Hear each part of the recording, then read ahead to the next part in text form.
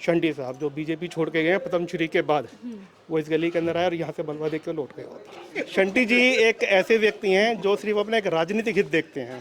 सबसे पहले निर्दलीय लड़े वो, उसके बाद फिर वो कांग्रेस में गए, उसके बाद फिर निर्दलीय चले गए, फिर बीजेपी में आए और अब दोबारा से वो आप पार्टी के अंदर चले गए हैं। वही हाल उनकी बहन का है और दोनों के पाँव जो है अलग अलग पार्टियों के अंदर रहते हैं अपना हित साधने के लिए कि अगर मैं जीत जाऊंगा तो मैं तुम्हारा भला करूंगा और मैडम जीत जाएंगी तो वो शंटी का भला करेंगी। पद्मश्री से नवाजा है बीजेपी सरकार ने, लेकिन उनका सिला उन्होंने ये दिया सिर्फ एक टिकट लेने के लिए। उन्होंने बीजेपी को छोड़ दिया और आप पार्टी को उन्होंने अपना लिया।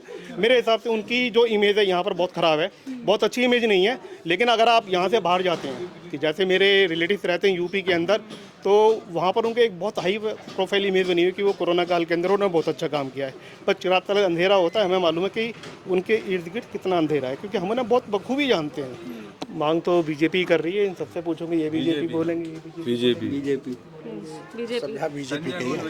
अच्छा, काम कराएंगे संजय?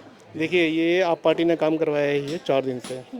4 दिन से जेडो साहब को मैं डेली फ़ोन कर रहा हूँ, 4 दिन से अब तक मलबा नहीं उठाया। जो इनके जो कारीगर थे, काम करने वाले वर्कर्स, पूरे मेरे घर के आगे पूरा कीचड़ छोड़ के जा रहे थे। काफ़ी गर्मा गर्मी के बाद इन्होंने कम से कम बीच के अंदर एक चोटी सी बनाई है जो पहाड़ बनाया कूड़े की, अदरवाइज सुनने के लिए तैयार नहीं थे। मैं पूछना चाहूँगा केजरीवाल जी से या जो यहाँ के विधानसभा के जो कैंडिडेट हैं शंटी साहब जो बीजेपी छोड़ के गए हैं पद्मश्री के बाद, वो इस गली के अंदर आए और यहाँ से बलवा देख कर लौट गए होता। तो मैं क्या उनसे उम्मीद कर सकता हूँ कि वो जो उन्होंने पहले काम किया है या जो अब काम कर रहे हैं या आगे काम करेंगे। पहले कोई काम नहीं हुआ इस गली के अंदर। जब ये गली बनी थी मैंने कम 10 बार फ़ोन किए थे जब गली बननी थी। पूरी गली के अंदर पैचेस हैं, अगर बारिश आती है तो 2 से 3 इंची गली जो है कम से कम 20 जगह पानी भरता है यहाँ से लेकर वहाँ तक। कोई सुनवाई नहीं है। गली बनी थी पूरे 2 महीने के अंदर, लगातार कॉल करने के बाद। ज़ीरो सरकार है, बिल्कुल नहीं सुनती। अगर आपके अच्छे टर्म्स हैं, आपके मेरे जेडो साहब से अच्छे टर्म्स हैं, वो अपने पर्सनल बिहाफ पे काम कर देंगे, अदरवाइज सरकार ज़ीरो है। अच्छा, हम रामनिवास गोयल जी की बात कर लेते हैं। वो यहाँ पे सिटिंग विधायक हैं और स्पीकर भी हैं, तो इतनी बड़े पद पे होने के बाद भी अपनी विधानसभा का काम नहीं करा पाए क्या वो? 1992 में जब पहली बार इलेक्शन हुआ था, मैं रामनिवास जी के संग पूरे 5 साल अटैच था। उस समय बीजेपी से वो विधानसभा के यहाँ से मेंबर बने थे। 5 साल उन्होंने काफ़ी काम किया।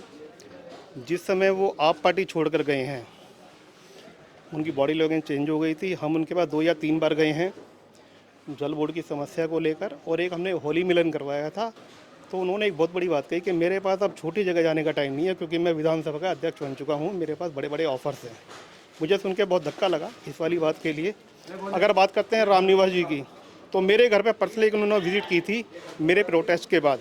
1.5 घंटा वो मेरे घर पर रहे थे। ये बात करीब हो गई 6 साल पुरानी।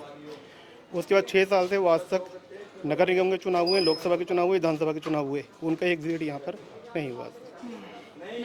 मुझे खुशी है कि वो अपने घर वापसी कर चुके हैं, लेकिन घर वापसी उन्होंने जब करी है, उन्होंने जब वो एक्चुअल में फिजिकली जो है बेकार हो चुके हैं, अनफिट हो चुके हैं।